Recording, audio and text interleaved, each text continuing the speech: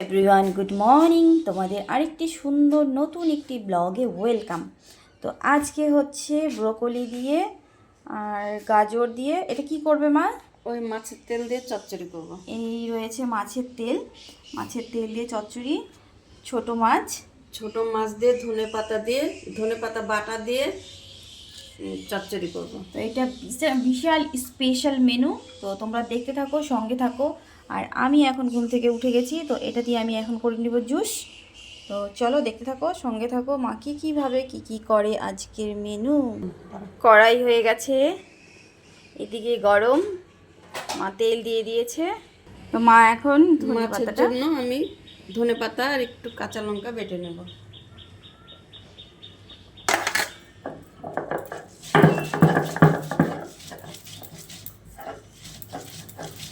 মাছ ছেড়ে দিচ্ছে।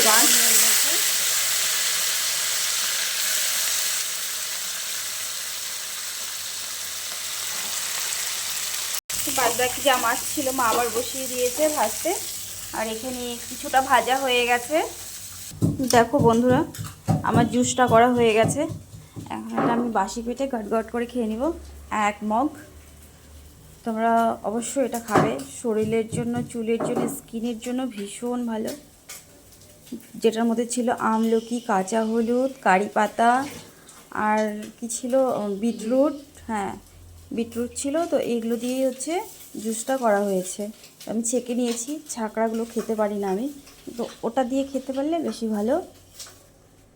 চলো দেখতে থাকি মা আর ওদিকে কত দূর কী হলো। তো মাছগুলো সব কমপ্লিট হয়ে গেছে ভাজা।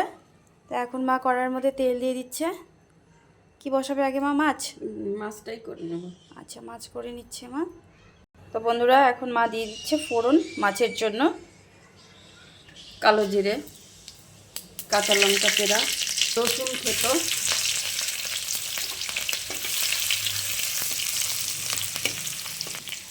মাছটা একটু একদমই অন্যরকম করে করব ধনে পাতা বাটা দিয়ে। যেহেতু ধনে পাতা বাটা, সেহেতু একটু রসুন কুচি আমি দিয়ে দিচ্ছি। পেঁয়াজ,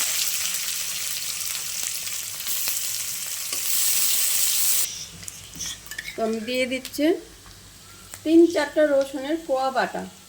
গন্ধ হওয়ার জন্য, সুন্দর একটা গন্ধ আসবে ভাজা হয়ে গেলে। বেশি না, 3-4টা রসুনের কোয়া বেটে নিয়েছি।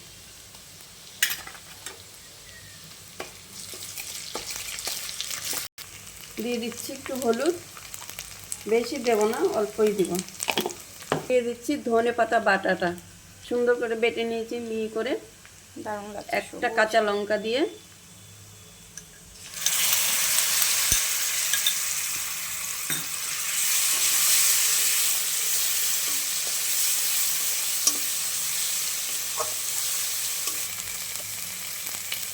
এবার আমি দিয়ে দিচ্ছি নুনটা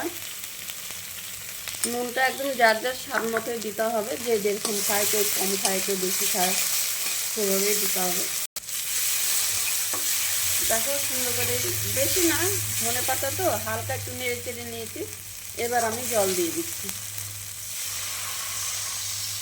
একদম সবুজ। আর দেবো না, এতটুকুই থাকবে। মাখা মাখা হবে তো। গেস করতে পারছো বন্ধুরা, এটা খেতে কি দারুণ হবে। গরম গরম ভাতে দারুণ লাগবে খেতে। আর 1 পিস লেবু দিয়ে না, বন্ধুরা আছে লেবু। না, ধনে পাতার গন্ধ নষ্ট হয়ে যায় তাহলে। আচ্ছা, না এটা আমার মনে হলো তাই বললাম।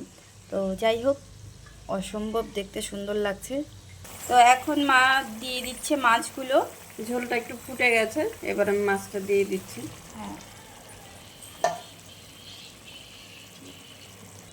তো দেখো বন্ধুরা কি সুন্দর লাগছে। এটা অলমোস্ট হয়েই এসছে। তো দেখো কি সুন্দর বন্ধুরা হয়ে গেছে। মা এখন নামিয়ে দিবে। ঝাল খেতে পারো, এটা ঝাল ঝাল বেশি ভালো লাগবে, একটু ঝাল করে করতে হবে। যেহেতু আমাদের ঘরে একদমই ঝাল কম হয়, এর জন্য আমরা ঝালটা কম দিই। আমার হাজব্যান্ড আমার মেয়ের বয়স হয়ে গেছে, একদম ঝাল খেতে পারে না, বাচ্চা। তো দেখো বন্ধুরা ফাইনাল লুকটা, যেহেতু এখনও ধোয়া উঠছে, দেখেছ দারুণ লাগছে। তো আজকে আমাদের সব সবুজ হবে। এটা ধনে পাতাটাও সবুজ, ব্রোকলিও সবুজ। আর ওখানে মা ডাল আগেই করে নিয়েছে, তো ডালটা কড়াটা দেখাতে পারিনি, তো ডাল হয়ে গেছে। তো এখানে তেল গরম হয়ে গেছে, মা এখন মাছের তেলের চচ্চড়িটা করে নেবে। আমি একটু রসুন কুচি দিয়ে দিচ্ছি, একটা লঙ্কা,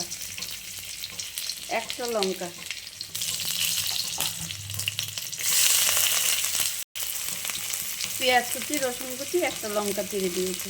এখন আমি দিয়ে দিচ্ছি মাছের তেলটা।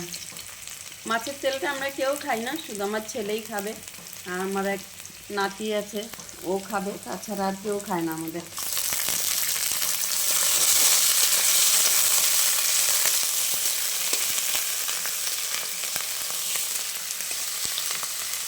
নেবার হলুদটা দিচ্ছি, নুন,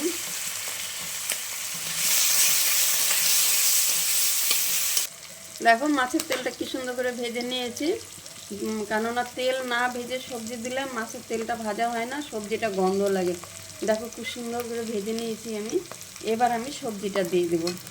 এর মধ্যে আছে ব্রোকলি, আর আছে তোমার একটু গাজর, একটু আলু দিয়ে দিচ্ছি।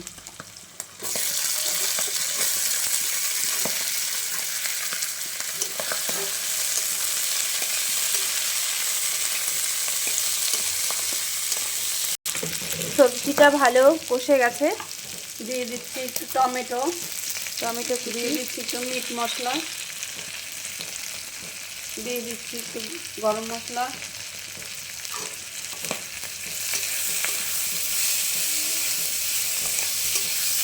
কি দারুণ লাগছে। কারণ তেলের একটা আস্তে গন্ধ থাকে না, এই গন্ধগুলো থাকে না এগুলো দিলে, ভালোও লাগে খেতে। তো এখন মা দিয়ে একটু দিচ্ছে জল দিয়ে দিচ্ছি, সামান্য একটুখানি জল।